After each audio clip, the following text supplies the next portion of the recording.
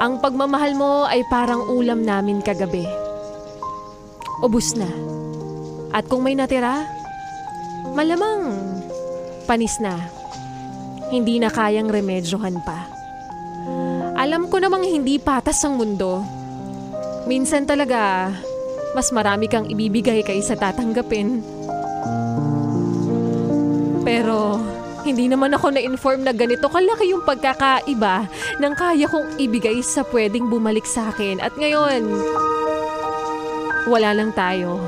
Hindi naman na ako maghahabol pa sa'yo, pero para naman akong tanga nun, di ba? Sinugatan mo na nga ako, tapos pinatakan ko pa ng kalamansi yung sugat ko. Kaya ngayon ay umaasa ako. Umaasang bukas sa pagising ko, mawawala na ang sakit. Umaasang bukas sa makalawa, sana mapatawad na kita.